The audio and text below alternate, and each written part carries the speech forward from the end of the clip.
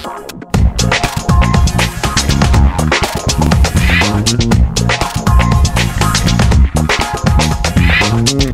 have designed this delicate piece of art, I would say. What was your inspiration by designing this?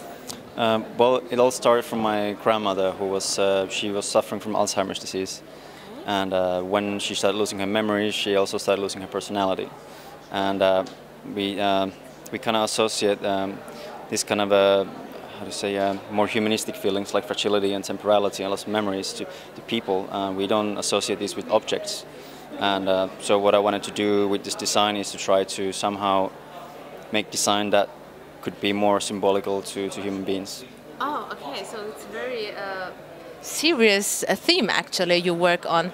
Well, yes, I guess. I mean, it's a very universal theme. It's yeah, age-related illnesses, which is in a Western country, it's very becoming more and more evident all the time. But yeah, I would say it's a bit more serious than usually people do. When you think about design in general, what are criteria for good design? Well, I guess it really depends on what is it meant for, what is the idea behind it, and also that how do you define design? Like, how would you define it?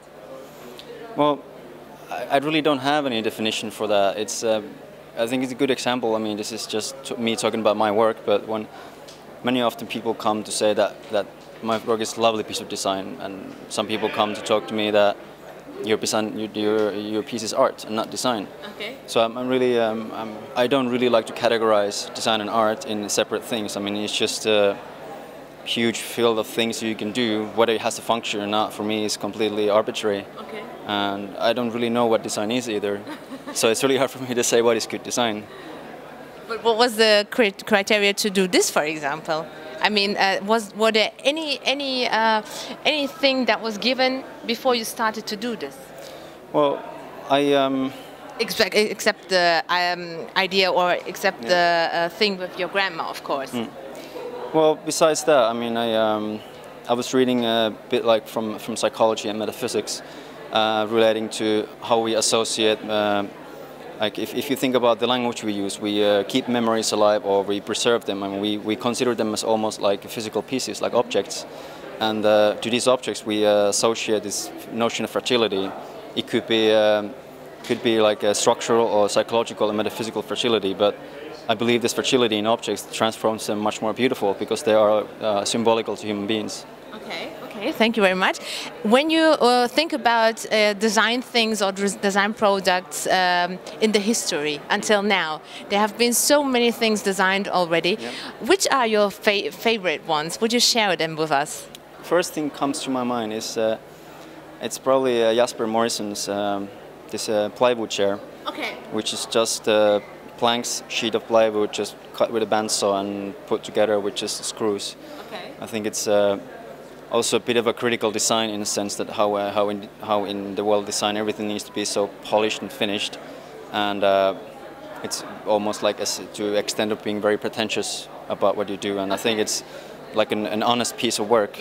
But I wouldn't say that would be my favorite piece still. But the things you said now, that could be the criteria for good design, actually, I think. Could be. I mean, I think that in many cases when people talk about design, they always associate things like this aesthetics, very refined aesthetics or functionality in them. But I don't consider those as criteria at all.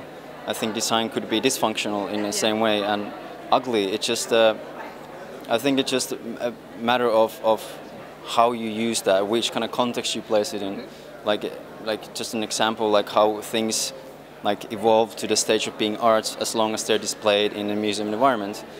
It could be like a pissoir by displayed in a museum environment, and suddenly it's a piece of art. So I don't know. Criteria don't always apply, I think. Okay. Thank you very much for the interview, and all the best for your future. Thank you very much.